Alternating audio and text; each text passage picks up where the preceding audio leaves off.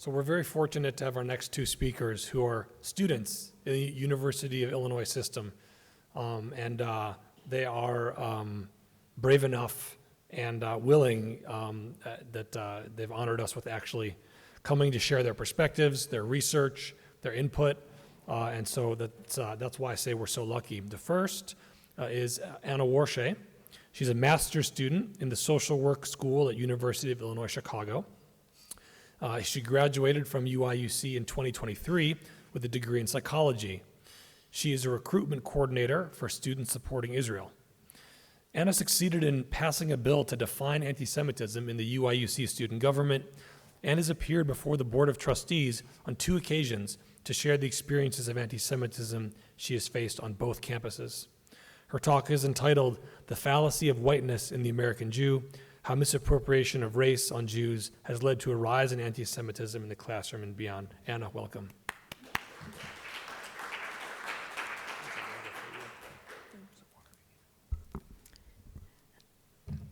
Thank you.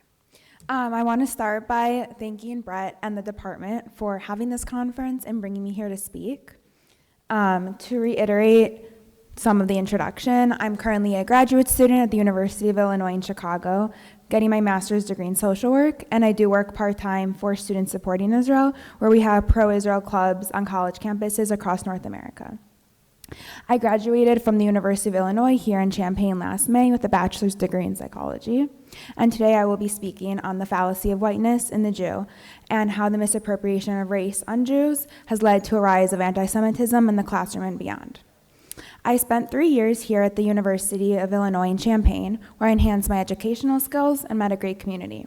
I also spent my last year in Champaign fighting to define my experiences of anti-Semitism and paying a visit to the Board of Trustees twice in 9 months.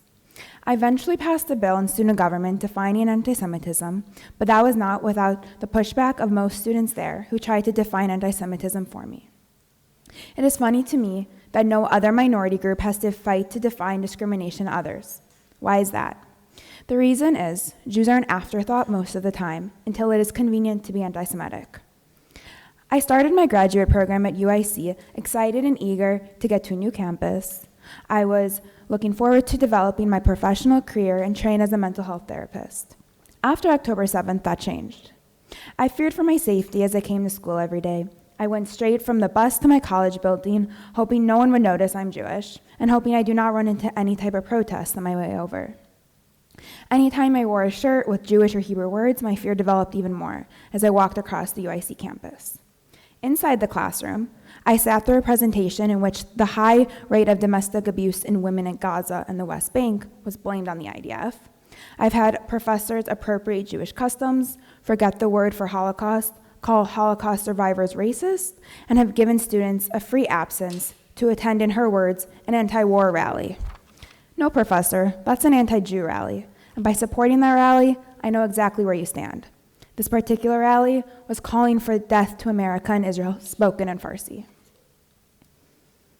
Diversity is defined as a variety and including all those in different varieties. Equity is defined as the quality of being fair and impartial, and inclusion is defined as the action or state of being included or being included within a group or structure.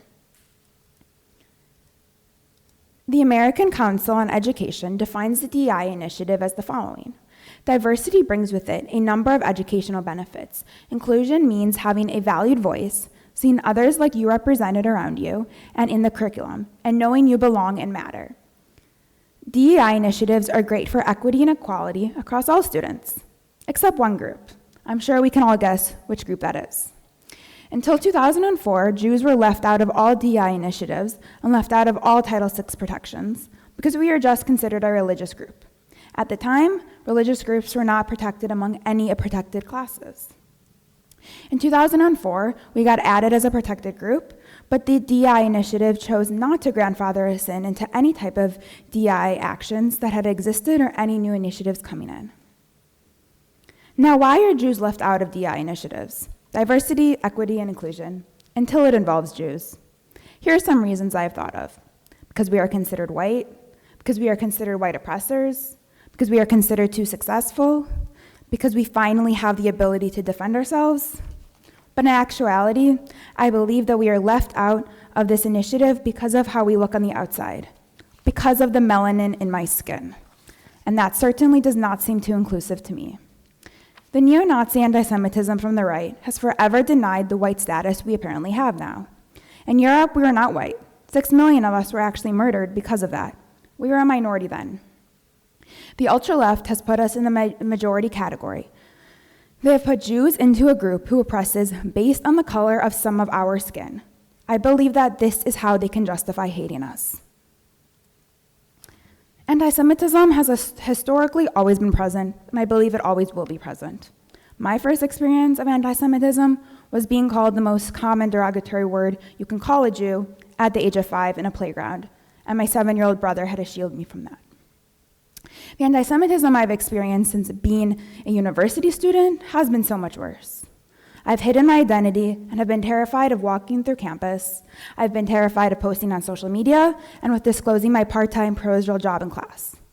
This new wave of anti-Semitism has been fueled by anti-Semitism disguised as anti-Zionism and, more importantly, disguised as anti-colonialism. The only protection Jews have to keep us safe is religious protection, but even that is not enforced. Now, why is the only protection we have religious? Why is the only group people can possibly put Jews into is religion? According to the most recent Pew Research study, only 12% of Jews in the US say they attend weekly religious services. 26% of Jews in the US believe God wrote the Torah. 50% of Jews in the US believe in any type of God or higher power. And in the US, Orthodox Jews make up 9%, and conservative and reform make up an additional 54% of all Jews. There are still 37% of Jews in the US who do not identify with these 3 major groups. And 50% of Jews who do not believe in God. Are these people not Jewish? If they do not have any religious affiliation, but their DNA shows they are a Jew, what law protects them? If Jews are only protected under religious discrimination, what is the solution to this? Should Jews who are not affiliated with any religious group push away their identity and exclude Judaism from themselves because no protection exists for them? I believe the answer here is to change our wording around Judaism to be an ethnicity and not just a religion. Then what do we do in this situation? Personally, I have been checking other, but it feels dangerous to add a category for Jewish, as every time we've had to check off a box for being Jewish, we've suffered greatly. To be honest, I don't know what to do in this situation, but I encourage every Jew in the room to stop checking white and to add a minimum to check other. But I wonder, to begin with, why do we need to check anything at all? Why does this box exist? North America and Europe have a specific obsession with race and ethnicity, and DEI has taken over this obsession with helping specific racial and ethnic groups. Instead of choosing to learn the facts that Jews are ethnically and culturally distinct from white people in America, DEI initiatives choose to remain ignorant and dictate their inclusion initiatives based solely on skin color. On no planet is that equitable. Now we have to ask, what color are Jews? This is a DNA test I got done in high school. And as you can see, I'm a majority Ashkenazi Jew, and I have some Middle Eastern DNA as well. But the most important part of this is that no matter what country is shown up on here, being Jewish will forever stay within my genetic code. Someone else on this campus with family from Poland and Ukraine who is Christian will not show their Christian identity in their DNA. They will also not have a similar DNA result to mine. So as you can see, I'm not the same as a random white person from Eastern Europe. I am Jewish and practice religion and in my genetics. I hope by now it has been well established that Jews are not white. In addition to these DNA tests, Ashkenazi Jews simply do not look like other Eastern Europeans. We are not tall and blonde. Many of us are shorter, with curly hair and distinct noses. We do not look like that by chance. It is in our DNA. We only have white skin because Jews were forced out of Israel and for thousands of years were raped by our white oppressors until our skin color reflected this gruesome history. And we have been treated as slaves and then as second-class citizens since that exile 2,000 years ago. By looking at my DNA results, and understanding the Jewish community's gruesome history, it is so simple that I am not white. So why does the ultra-left continuously call what is happening in Israel and Palestine as white colonialism and white oppression? Why must they dictate what my race is before I have a chance to define it myself and to defend myself? In a world of supposed inclusion and empowerment, why are Jews still being denied basic rights such as not being able to define our own discrimination?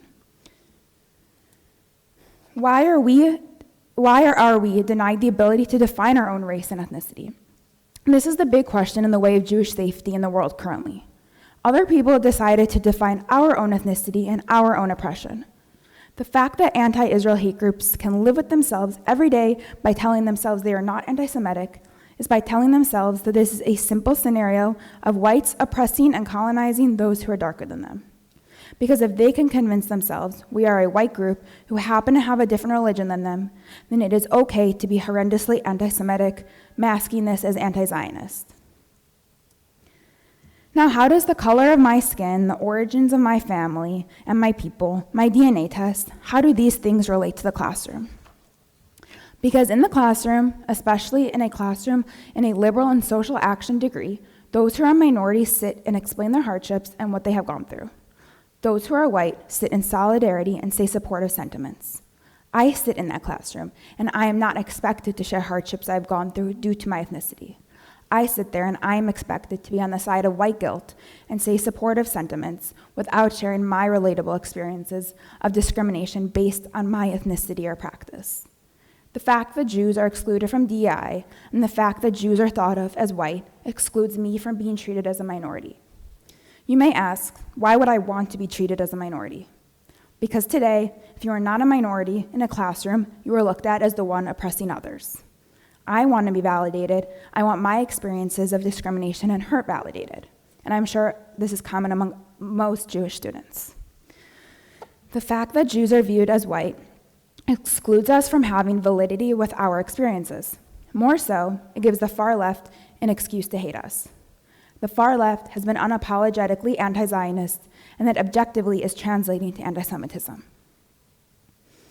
This is occurring in the professional world and the academic world. This first post is something close to my heart. An anti-racist therapy group in Chicago posted a list of all Zionist practices in the area. None of those on the list professionally declared their support for Israel. They are just Jewish. As an incoming Jewish therapist in Chicago, this is the environment I am walking into. The second one you have seen already today, but it is a poster at a rally in Columbia stating the Jews at Columbia are the next target for Hamas to kill. And this last one, on the right, you see a Nazi flyer in 1941 handed out in Russia saying Jews are rats. And on the left says the same thing, but this is being handed out in 2024 at Columbia University. Anti-Semitism is occurring across the world, on campuses and in the professional world. I believe that the reason people are getting away with this is simply because they view us as white. Anti-Semites have taken so much from us, including life. We need to not let them take our identity too. I believe a strategy to combat this is to encourage all Jews across the world to stop identifying as white. Stop identifying how they want you to. We do not have to feel guilty for the color of our skin. We do not have to feel guilty for who we are. We should be proud to be Jews, religious or not. Because what unites Jews other than religion? What unites us as a people if we are not all religious? It is Zionism. The Israel on Campus Coalition found 81% of US Jews support Israel and Israel's right to defend itself. What unites a people if it is not religious belief or even belief in the same higher power?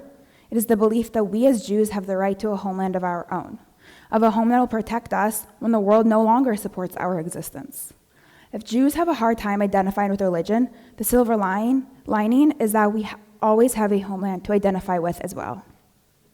We should be proud to be this strong nation that will overcome this hateful period like we have done for the entire history of our people. But we need to take the power back, and we need to define anti-Semitism and ethnicity as ourselves, and not what everyone else thinks we are. And we need to be proud of ourselves and the home we have. Because we have Israel, which means we will survive. This will not turn into the last time a major wave of anti-Semitism hit us. We have a place to call our home and to protect us, which is why I will never stop defending Israel and explaining how important it is. So even if this is simplified to Israel hate, I will forever emphasize the importance of a state that will protect all Jews unconditionally. Thank you.